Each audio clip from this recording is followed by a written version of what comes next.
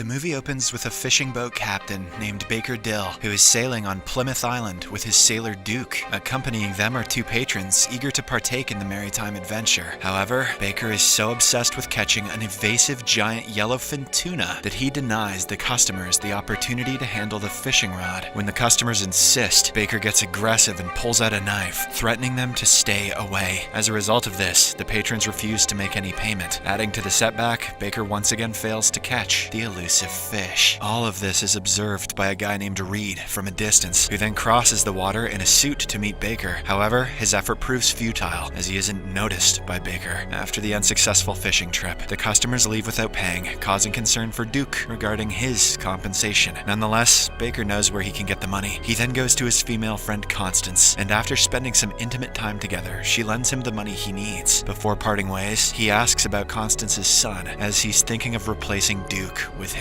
Later on, Baker visits a bar owned by a guy named Jack and shares details about the elusive yellowfin tuna, which he refers to as Justice. Through their conversation, we learn that it's his fourth unsuccessful attempt to catch this fish. Afterwards, Baker goes to pay Duke and instructs him to arrive early the next morning. He also mentions that they won't be taking any customers this time. Duke doesn't think it's a good idea to waste gas on a leisure trip when they're already short on cash, but Baker doesn't seem to care. As night falls, Baker drinks alone while reminiscing about his son Patrick and the memories they had spent together in the past. Simultaneously, Patrick, who is currently at his mother's home, gazes at a photo of himself and his father, cherishing the same memories. The following morning, Baker and Duke set off for their sail, unaware that Reed is watching from a passing bus. Despite spending an entire day at the sea, they find no sign of Justice and are compelled to return empty-handed again. Baker vents his frustration on Duke, blaming him for bringing misfortune since his wife's passing. This accusation fills Duke with anger, prompting him to walk away without a retort. Later in the evening, Baker heads to Jack's bar to have a drink. While there, the latter advises him to see a therapist, citing concerns about his behavior with customers and his relentless obsession with justice. However, Baker simply brushes it off. Amidst their conversation, he is unexpectedly approached by his ex-wife, Karen, who requests a private conversation. Baker takes her to his boat, after which she tells him about the abusive nature of her current husband, Frank. She reveals that he is constantly tormenting her and Patrick. She then addresses Baker by his real name, John, highlighting his military background and past achievements. Upon hearing her problems, Baker suggests getting a divorce, but she claims that escaping is not an option due to Frank's influential connections. Furthermore, she tells him about Patrick's fear during their fights and how he uses video games as a distraction. Karen also clarifies that she's asking for his help just to save Patrick. If Patrick has video games, he doesn't need saving. She then reveals her intention to organize a sailing trip on Baker's boat. She offers him $10 million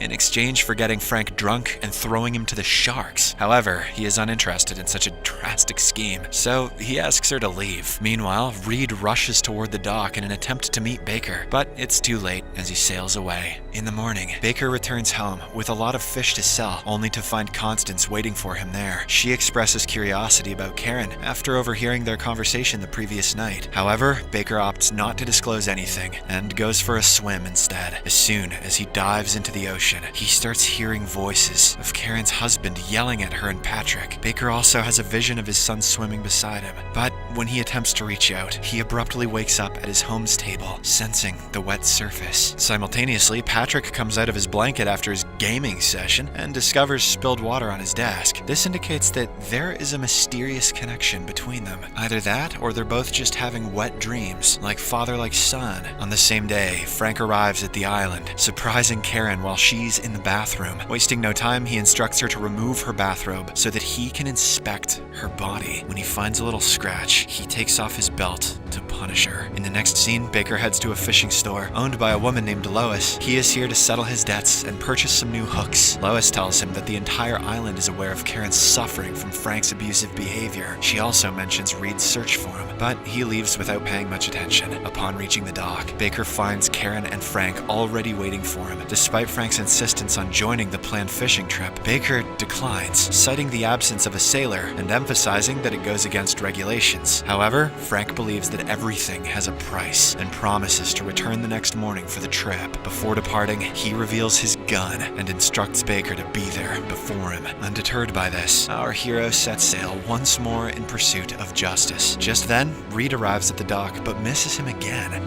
Reed sucks. Upon checking his watch, he discovers a 20-second discrepancy in his allotted schedule. Baker's quest for justice remains unsuccessful, but he manages to catch some valuable stuff to sell at the market. He then spends the night with Constance, who presents him with a moral dilemma: saving a woman or catching the elusive tuna. However, Baker completely ignores her and heads to the market the next morning. There, Duke approaches him, having heard about the $10 million offer for the fishing trip. He emphasizes the urgent need for money to help his grandson and refurbish their boat, Serenity. Recognizing this as a very good opportunity, Baker finally agrees to take Frank on the trip. Following this, the two go to the dock, where Frank and Karen have already arrived. Baker privately informs her that he'll only take Frank fishing and do nothing more. Karen still attempts to change his mind by describing how her husband harms their son. She also reveals that Patrick can hear them through his computer screen. Wait, what? That seemed important. But Baker is unfazed. He then proceeds on the sail with the other men. During the trip,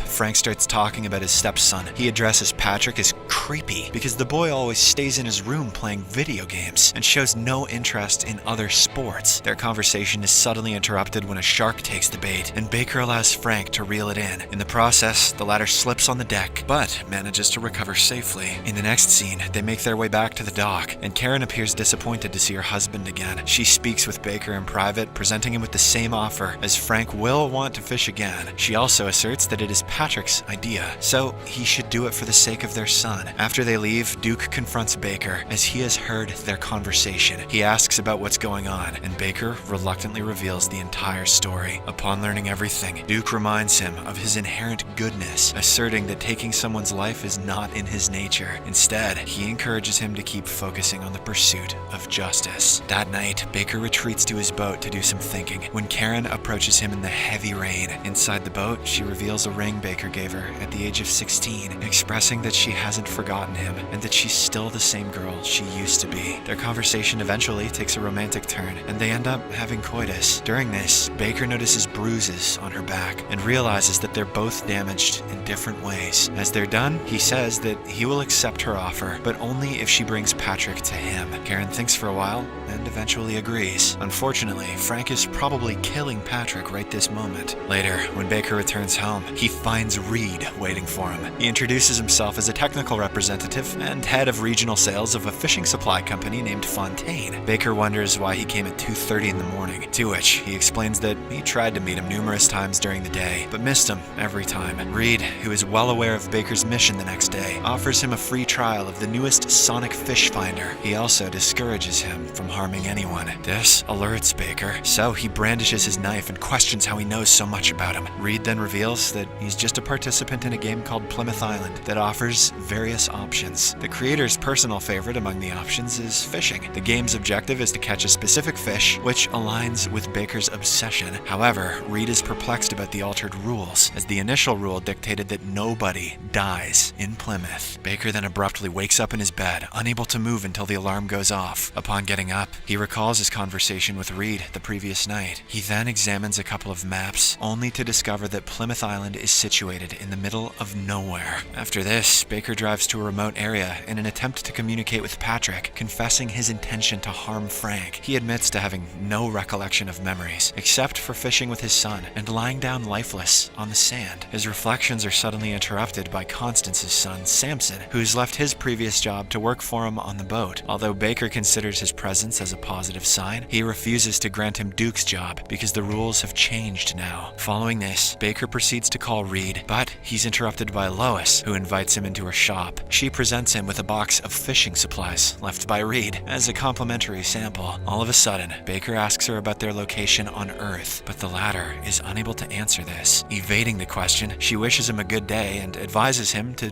do what is right. When he seeks clarification on what is right for him, Lois simply urges him to go catch the fish. Baker then makes a brief call to the Fontaine office to verify their authenticity, but he quickly hangs up after expressing his gratitude. Later, he meets with Jack and bombards him with several questions. However, the latter doesn't know how to answer them either, confirming that they're all NPCs. Here, it's revealed that the entire movie movie is depicting the gaming world created by Patrick in remembrance of his father. Turns out that Baker was actually killed in action, after which his wife married Frank. Why Patrick programmed his shithead stepdad into this game is anyone's guess. Meanwhile, in the hotel room, Karen discovers that someone has attacked Frank, causing him to bleed. Despite his injury, she still encourages him to go fishing, even offering to join him for assistance. On the boat, Duke reveals that he has paid some thugs to harm Frank. He has done this to rescue Baker from his temptation. However, this only enrages our guy and ends up kicking Duke off of his boat. Afterwards, he comes across Reed, who inquires if he knows the creator of the game. Baker knows it's Patrick, but he says that it's a boy who is wishing to reunite with his father. In the next scene, he makes his way to his boat, where Karen and Frank are already waiting. They then get on board and start preparing for the trip. Later, as Baker and Karen are strategizing their plan, Samson unexpectedly appears on the boat, surprising them both. This complicates matters, as pushing Frank into the ocean with the boy watching is no longer an option. Moments later, Samson loudly announces the capture of a large fish on their bait. When Baker hurries to handle the fishing rod, he realizes that it's Justice, the one he has been obsessed with. Despite this, he takes this as an opportunity to execute their plan and hands the rod to Frank. The boy, who is too weak to handle the powerful fish, is pulled into the water. He is tragically killed, but his death is made to look like an accident. Simultaneously, Patrick hears Frank yelling at Karen, prompting him to leave his room with his father's knife. A few moments later, he returns with blood on his hands. Following this, the news of Patrick stabbing his stepfather in the chest spreads throughout the country. Karen delivers an explanation, stating that Patrick acted in self-defense. She also reveals that they have been victims of domestic abuse ever since Patrick's biological father was killed in action. Back on the island, as Karen prepares to leave, she tells Baker that both she and Patrick love him. She also assures him that he'll be able to reunite with his son